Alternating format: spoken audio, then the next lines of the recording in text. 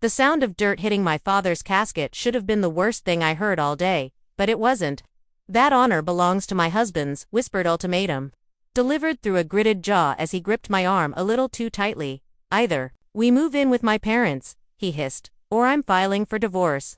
I'm Willow, and this is how my marriage died on the same day we buried my father. The funeral crowd had thinned to just family, if you could even call Jake's parents that anymore. Martha stood across the grave, her gaze as sharp and predatory as a vulture's. Henry hovered at her shoulder like a shadow. They'd been circling closer all afternoon, likely rehearsing their rehearsed speeches about family duty and doing what's best. You're hurting me, I said, trying to pull away from Jake's grip. He loosened his hold, but didn't let go. This isn't a negotiation, Willow. Dad's retiring next month. They need us. My father's body isn't even cold. Exactly. You're emotional. You're not thinking clearly about what's best for everyone. I stared at the fresh dirt, fighting the urge to laugh or scream, or both. What's best for everyone, or what's best for your mother? Don't start with that again. Jake's voice carried that familiar warning tone, the one that usually made me back down. Mom and Dad have given us everything. The least we can do is help them transition into retirement. Samuel, my father's oldest friend, approached slowly. His presence was like a lifeline, and Jake's grip finally fell away. Martha's eyes narrowed at the interruption. Willow, dear, Samuel said, his weathered face creased with genuine concern. Your father would have wanted you to take some time. Process things. We're family, Martha cut in, gliding forward. We'll help her process, won't we, Jake? I watched my husband nod, the same way he always did when his mother spoke. 15 years of marriage, and I'd never seen him refuse her anything. The weight of my father's estate papers felt heavy in my purse, papers Jake didn't know about yet. Papers that would change everything. I need to go, I said, my voice steadier than I felt. I have things to arrange at the house. Our house, Jake corrected. And it's too big for one person. Mom and Dad's place makes more sense. I said, I need to go. Samuel touched my shoulder. I'll drive you. She's fine, Jake snapped. I'll take my wife home. Actually, I said, I'm not fine. And I'm not going anywhere with you right now. Martha gasped, a perfectly timed performance for maximum dramatic effect. Jake, darling, you see how she's acting. This is exactly why she needs us. I turned away, Samuel falling into step beside me. Behind us, I could hear Martha's voice rising. Could practically see Jake's face flush with that specific shade of embarrassment his mother always managed to produce. You can't just walk away from family. Martha called after me. But I could. The truth hit me halfway to Samuel's car. I'd been walking away from myself for 15 years, one small step at a time. I'd let Jake's family reshape me into their idea of a proper wife, watching my own dreams fade like old photographs. Not anymore. Samuel opened the car door, and I slid inside, my hands shaking as I buckled the seatbelt. Through the windshield, I could see Jake and his parents huddled together. 3 heads bent in conversation, no doubt planning their next move. Let them plan. They didn't know about the recordings yet, or the letters, or the truth about what my father had discovered before he died. They had no idea what was coming. Samuel's car pulled up to my father's estate, my estate now, as the sun was setting. The old Victorian's shadow stretched across the lawn like a warning. Jake's Mercedes already sat in the driveway, a sleek reminder that I couldn't avoid what was coming. You don't have to go in alone, Samuel said, his hands still gripping the steering wheel. Actually, I do. I gathered my purse, feeling the weight of the estate papers inside. But thank you for everything. The front door opened before I reached it. Jake stood there, jacket off, sleeves rolled up like he was ready for battle. Behind him, I could hear Martha's voice floating from the kitchen, probably already reorganizing my cabinets. Nice of you to finally join us, Jake said, stepping aside to let me pass. Mom's making dinner in my kitchen. Our kitchen, Willow, and she's trying to help. I moved past him. The familiar scent of Martha's signature pot roast hit me like a slap. She'd cooked the same meal for every major event in our married life, birthdays, anniversaries, the day Jake made partner at his firm. Now here it was again, on the day we buried my father. There you are. Martha's voice carried that artificial brightness she reserved for public performances. She stood at my counter, wearing an apron I'd never seen before, probably brought from her own house. Henry, look who finally made it home. My father-in-law barely glanced up from his phone, mumbling something that might have been a greeting. "I'm not hungry," I said, heading for the stairs. Jake caught my arm. "Mom went to all this trouble. Let her go." "Darling," Martha cut in, her knife clicking against the cutting board. "She's grieving. Though I do wish she'd consider how her behavior affects others." I jerked away from Jake's grip, taking the stairs 2 at a time. Behind me, I heard Martha's stage whisper, "You see what I mean? This is exactly why she needs us here." My father's study door was ajar. I pushed it open, expecting the familiar comfort of his space. Instead, I froze. The room had been ransacked. Drawers hung open, papers scattered across the desk. The painting behind his chair, the one he'd always joked contained his secrets, hung crooked on the wall. My hands shook as I straightened it, revealing the wall safe behind. Still locked, thank God. Looking for something specific. I spun around. Jake stood in the doorway, his face unreadable. "What did you do?" He stepped inside, closing the door. "I was looking for the will, since you ran off with Samuel instead of discussing things like an adult. The will is with the lawyers. You know that, do I? You've been awfully secretive lately." He moved closer, and I caught a whiff of scotch on his breath, just like your father was at the end. A chill ran through me. "What's that supposed to mean?" "It means," Jake said, his voice dropping, "that I know he changed his will 3 weeks ago. Right after our last dinner together. Right after Martha and I told him about our plans for developing this property." The pieces clicked into place. The tension at that dinner, my father's sudden insistence on updating his estate planning, the way Jake and Martha had been hovering ever since, watching Dad like hawks. "You were planning this before he even died." "Planning what? To take care of family? To make something of this oversized monument to your father's ego?" Jake ran a hand through his hair, a gesture I once found endearing. "Your father was sick, Willow." He wasn't thinking clearly. Footsteps creaked on the stairs, followed by Martha's voice. "Everything all right up there?" "Fine, Mom," Jake called back, his eyes never leaving mine. "Willow's just having a moment." I moved toward the door, but he blocked my path. "We're not done here." "Actually," I said, "I think we are. On several levels." His laugh was ugly. "You really want to do this? Fight me over a house and some land? Because I promise you, Willow, you won't win."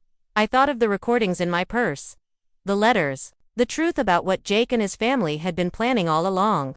"We'll see about that," I said, pushing past him into the hallway.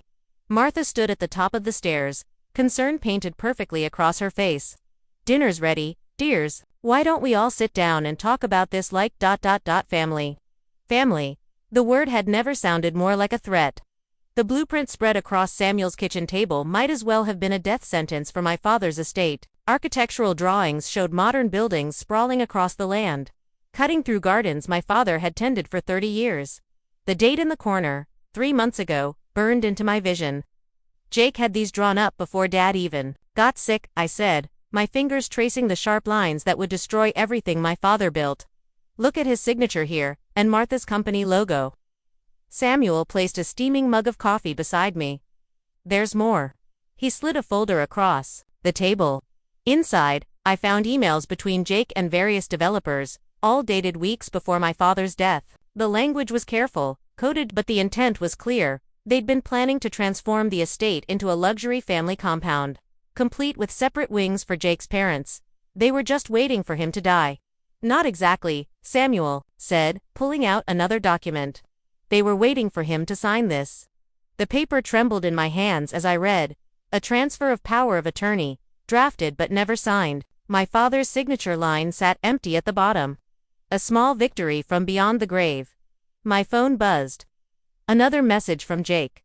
I'd left the house last night after refusing to join their family dinner, and he'd been alternating between threats and pleading ever since. "You should read this one," Samuel said, holding up a final email. "It's from Martha to the developers, dated 2 weeks before your father's death." The words blurred through tears of rage. "Once we secure power of attorney, we can proceed regardless of Willow's objections. Jake assures me she fall in line or face consequences." A key turned in Samuel's front door. I scrambled to gather the papers, but Samuel held up a hand. "I invited someone." Henry stepped into the kitchen, looking smaller somehow, without Martha hovering nearby. His eyes fell on the blueprints. "So you found them," he said. "Did you?" "No," I demanded. The whole time. Did you know what they were planning? He sank into a chair, suddenly, every bit his 62 years. Martha said it was for the best. That we'd all be together, like a real family should be, by destroying my father's home. Your father, ... Henry's laugh was bitter. Do you know what Martha called him? The obstacle. Every night. Planning and plotting while I sat there watching my wife and son turn into people I didn't recognize. My phone buzzed again. Jake's message flashed across the screen. Mom's lawyers are ready. Don't make this harder than it needs to be. They're meeting with contractors today, Henry said, pulling out his own phone. Martha thinks she's won already. She's picking out paint colors for her wing of the house. I stood up so fast my chair toppled backward. They can't. The property isn't even, they don't care, Henry cut in. They never have. It's always been about control. Martha's control. And Jake. He shook his head. Jake never learned to say no to her. Samuel touched my arm. Show him. I pulled out my father's last letter from my purse, the one I'd found in the safe after Jake's failed search. Henry read it slowly, his face growing paler with each line. Your father knew, he whispered. All this time, he knew what they were planning. And he left me everything I need to stop them. I gathered the blueprints and emails. The question is, Henry, whose side are you really on? He stared at his hands for a long moment. When he looked up, something had shifted in his eyes. Martha's at the estate now, he said. She's meeting the contractors at noon. She thinks, he swallowed hard, she thinks she's finally winning. She's not, I said, checking my watch, because in exactly 45 minutes, I'm going to show her what losing really looks like. Samuel picked up his car keys. I'll drive. Henry stood, straightening his shoulders. I'm coming too. It's time someone stood up to Martha. Even if it has to be me. My phone buzzed one final time. Jake's message was just one line. Last chance, Willow. Don't do anything you'll regret. But as we headed for Samuel's car, regret was the last thing on my mind. They wanted a war over my father's legacy. Fine. I'd give them one they'd never forget. Martha's face turned ashen when we walked into the estate's garden. She stood among a cluster of contractors. Architectural plans spread across a portable table. Her perfectly manicured finger froze midpoint on the paper. Jake's expression shifted from confusion to rage as Henry stepped out from behind me. What is he doing here? Martha's voice could have frozen. Hell. Telling the truth for once, Henry said. The contractors shifted uncomfortably as I approached the table. One of them, older with kind eyes, glanced between the blueprints and my face. Mrs. Davidson, I wasn't aware this was a contested development. It's not contested, Jake cut in, moving to stand beside his mother.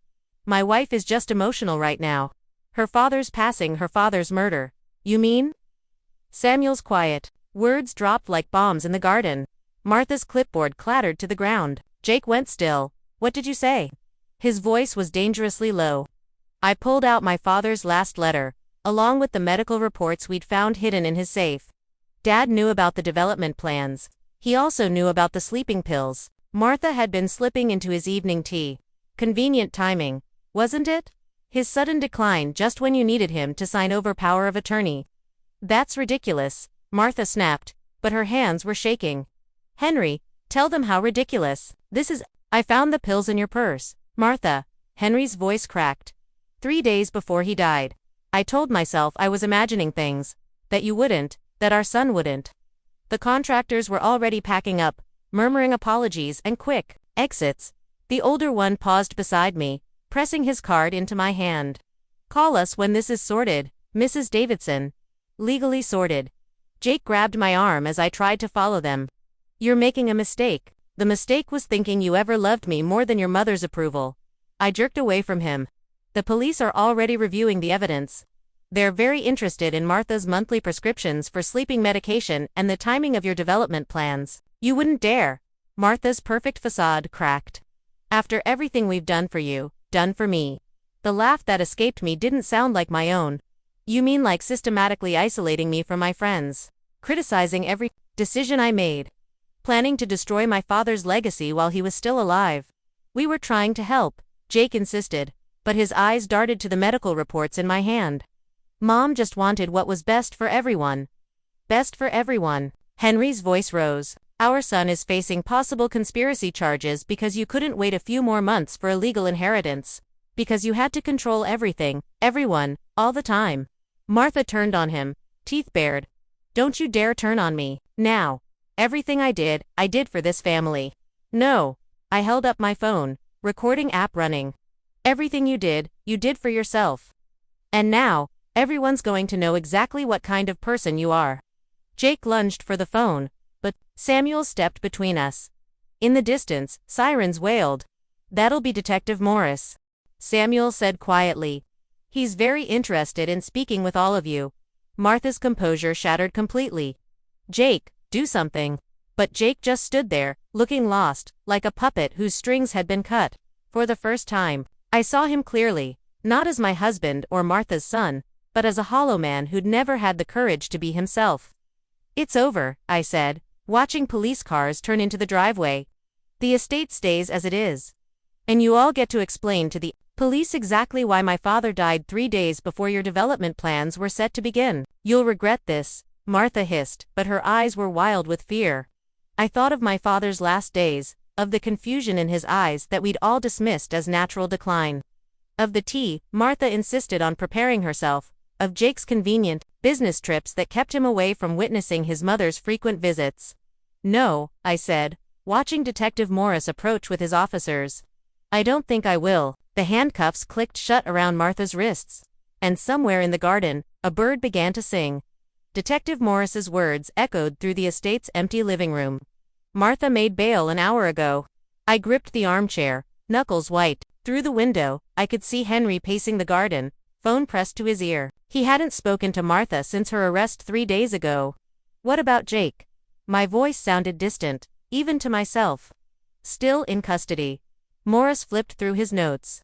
But his lawyer is good. Very good.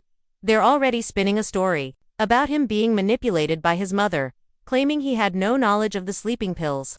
Samuel set a glass of water in front of me, but I couldn't bring myself to drink. He knew he had to know. Proving it is another matter. Morris leaned forward. We need more than circumstantial evidence. Something concrete linking him directly to your father's death. My phone buzzed. Another text from an unknown number.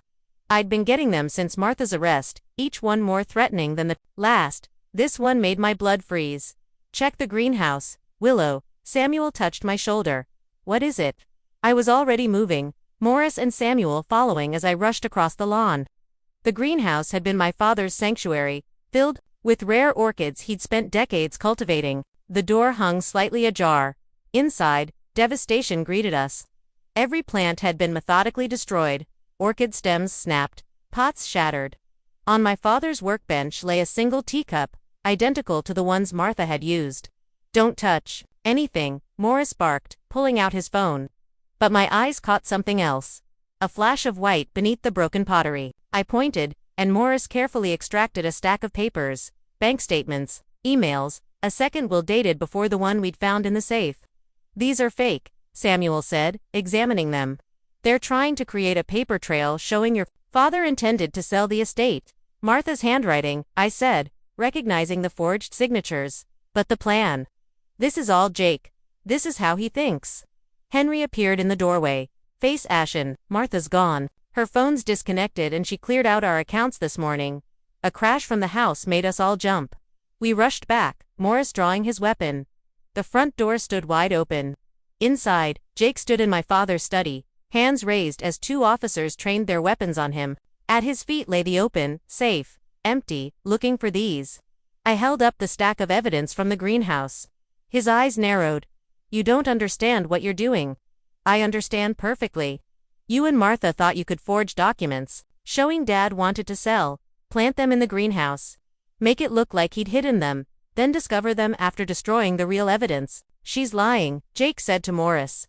Everything in that safe proved Willow has been manipulating the situation. My mother was trying to protect our family's interests by killing my father. By doing what needed to be done. Jake's composure cracked. You never appreciated what we were trying to build. A legacy. A real family. Not this mausoleum to your father's ego. Henry stepped forward. Where is she? Jake. Where did your mother go? Why? So you can betray her again. Jake's laugh was ugly. You're as weak as Willow's father was. At least, Mom had the courage to take action. My phone buzzed again. Another unknown number, but this time with an image. Martha sitting in what looked like an airport lounge, holding today's newspaper. The text below: last chance, sign over the estate, or the real evidence about your father's death goes public. She's bluffing, Samuel said, reading over my shoulder. But Jake's smile told a different story. Are you sure about that? Mom kept very detailed records of her visits with your father. Every cup of tea, every conversation. Would you like the world to know how long he suffered before the end? How many times he begged for help while you were too busy to notice? The room spun. Morris was saying something about tracking Martha's phone. Henry was shouting at Jake, but all I could hear was my father's voice from his last days. Something's wrong, Willow. Something's not right. I dismissed it as confusion.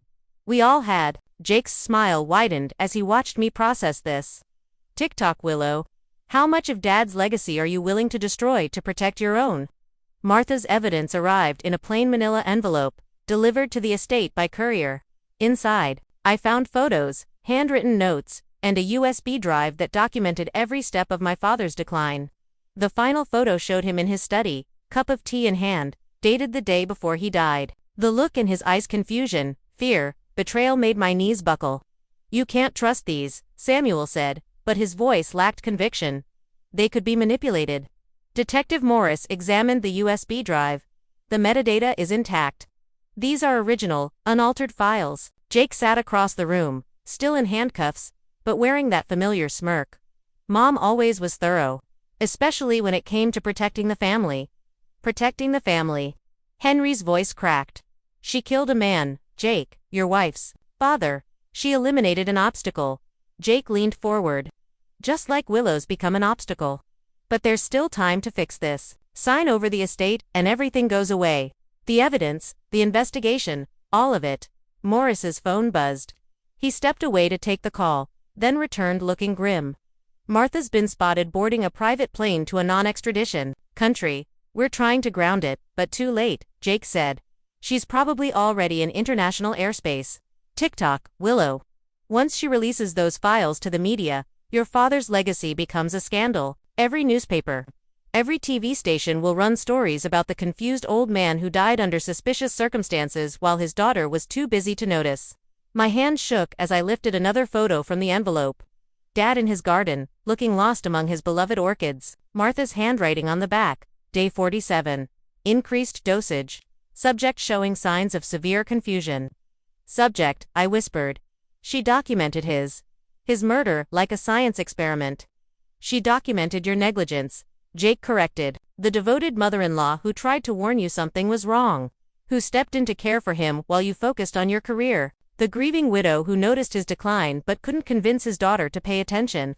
Samuel grabbed my arm as I lurched toward Jake. He's baiting you. The papers are ready, Jake continued. One signature and this all disappears. Mom releases a statement about a misunderstanding. Returns to help manage the estate development. Your father's reputation stays intact. Everyone wins. Everyone except Dad, I said. He's dead, Willow, but you're not. Think about your future. About the scandal this will cause. About how people will look at you, wondering if you knew all along what was happening to him. Morris cleared his throat. The planes cleared U.S. airspace. We've notified Interpol, but but nothing will stick, Jake finished. Not without creating a media circus that destroys everything your father built. Is that what you want? To turn his legacy into a true crime podcast. I looked around the study, at the books Dad loved, the photos of us together, the garden visible through the window, everything he'd built, everything he'd loved, tainted by Martha's methodical documentation of his murder. Time's running out, Jake said softly. Mom's given you 1 hour to decide. After that, the files go public. Every detail, every photo, every moment of his suffering. Is your revenge worth destroying his memory? Henry stepped forward. There has to be another way. There isn't. Jake's smile was triumphant. Mom made sure of that. She always does. My phone buzzed. Another message from Martha, a video this time, showing Dad in his final days, confused and afraid, calling out for me while Martha's voice soothed him with promises to help. I'll need to see the papers, I said quietly. Willow, no. Samuel protested. But I was already reaching for the document. Jake's lawyer had delivered the estate transfer agreement that would give them everything they wanted. Everything they'd killed for. Smart girl, Jake said. I knew you'd make the right choice. I lifted the pen, feeling its weight like a coffin nail. In the garden, the last of Dad's orchids swayed in the breeze, survivors of Martha's destruction. Soon they'd be gone too, replaced by whatever monument to greed Jake and his mother planned to build. Just sign, Jake urged. End this nightmare. The pen hovered over the signature line as Martha's final text arrived. Time's up. Choose wisely. The pen never touched the paper. Instead, I reached for my father's favorite teacup, the one still sitting on his desk, the one Martha had used for her final dose. What are you doing? Jake's smirk faltered. Something Dad taught me.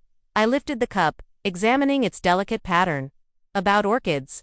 About patience. About hidden things. Samuel stepped closer, realization dawning on his face. I caught his eye, saw him reach slowly for his phone.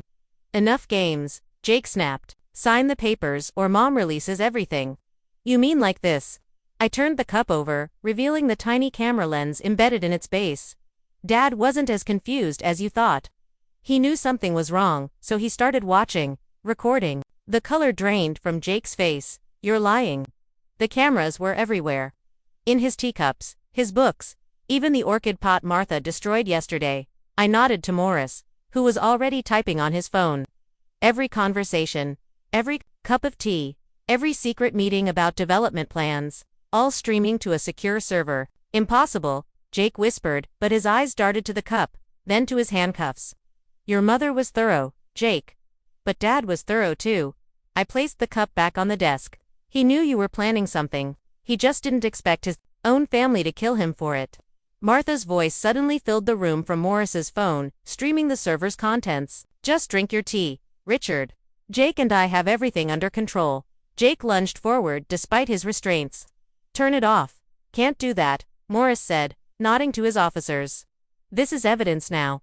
All of it. You don't understand. Jake's voice cracked. Mom will release everything. The photos, the videos. I stepped closer, close enough to see the fear replacing his arrogance. Let the world see what she documented. What you helped cover up. Every file she releases will match perfectly with Dad's recordings. Except they'll show the whole truth. Samuel's phone buzzed. Martha's plane just turned around. Interpol's orders. That's impossible, Jake said. She has diplomatic immunity. She had, Henry cut in, holding up his own phone. I just spoke with our family lawyer. Seems Martha's immunity was tied to my position on the diplomatic corps. The position I resigned from 10 minutes ago. Jake slumped in his chair. Dad, you can single quotes double quotes, can't what? Stand by while your mother faces justice. Like I did when she killed Richard.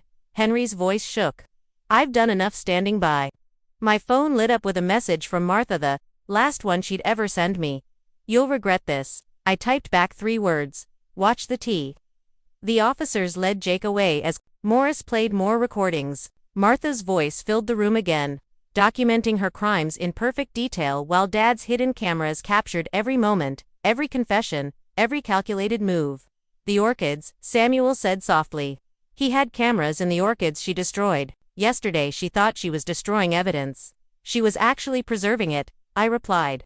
Every broken pot released another memory card. Your father, ... Henry's voice cracked. He knew, he suspected. That's why he changed his will, why he left everything in trust. I picked up the estate transfer papers, tearing them slowly in half. He made sure Martha and Jake could never touch it, no matter what happened to him. Maurice ended the playback. We'll need your testimony. You'll have it, I said. Every detail. I looked around the study, at the home Martha had tried to steal, at the legacy she tried to destroy. Let her release her evidence. Let everyone see exactly what kind of person she is. Samuel touched my shoulder. Richard would be proud. No, I said, watching Jake's police escort disappear down the driveway. He'd be heartbroken, but he'd understand. In the garden, through the study window, I could see the surviving orchids swaying in the breeze. Dad's final witnesses, keeping their secrets safe until the moment of truth. Just like he taught me. The verdict came down like thunder in the quiet courtroom. Martha's face remained stone still as the judge read her sentence, but her hands trembled, rattling her handcuffs. Jake wouldn't look at me, wouldn't look at anyone. His earlier bravado dissolved into something smaller, more fragile. Henry sat beside me, shoulders bowed but steady. He testified against them both, his quiet voice carrying more weight than Martha's theatrical protests or Jake's rehearsed excuses. Outside, reporters waited with their questions about justice and closure, about healing and moving forward. They didn't understand. Some wounds don't heal. They just become part of who you are. Back at the estate, I found Samuel in the greenhouse, carefully tending the surviving orchids. New growth had emerged from the broken stems, tiny green shoots reaching toward the light. "Your father's last letter," he said, holding out a weathered envelope. "He asked me to wait until after the trial."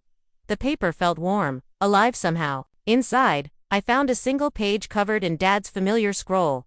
"My dearest Willow, if you're reading this, then the worst has happened. And you've discovered the truth about Martha and Jake. I'm sorry for the burden I've placed on you, for the choice I made in documenting everything instead of confronting them directly, but I knew they'd never stop, never be satisfied until they'd taken everything. The cameras weren't just about gathering evidence. They were about teaching you one last lesson.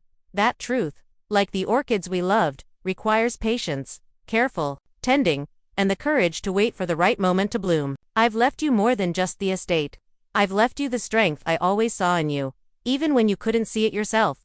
The strength to stand alone, to face hard truths, to protect what matters most." In the greenhouse, behind the broken pottery and Martha's destruction, you'll find something I've been working on, a new hybrid orchid, years in the development. I've named it Willow's Justice, because like you, it thrives, not in spite of adversity, but because of it. Plant it, watch it grow. Let it remind you that even in our darkest moments, beauty finds a way. All my love. Dad. Samuel touched my shoulder. "There's something else you should see." He led me to the back of the greenhouse, where a single pot sat hidden behind the wreckage. Inside, a stunning orchid bloomed, petals white as truth streaked with veins of deep purple, like justice finally served. He finished it just before... Samuel's voice trailed off. "The genetics are completely unique. It's officially registered with the Royal Horticultural Society. Your father's final legacy. And yours." My phone buzzed. A message from Detective Morris. "Martha's private plane has been seized. Her offshore accounts frozen. Jake's law firm had stripped his name from their partnership. Their carefully constructed world was crumbling, one piece at a time." I switched off the phone. "Help me clean up this mess," I asked Samuel, gesturing to the broken pots and scattered soil. He smiled, understanding what I wasn't saying. Sometimes, healing starts with simple things. Dirt under your fingernails. Broken things made whole. New life emerging from decay. Henry joined us later, his diplomatic polish replaced by workman's gloves and determination. Together, we rebuilt what Martha had tried to destroy, making space for something new to grow. As the sun set, I placed Willow's Justice in the center of the greenhouse.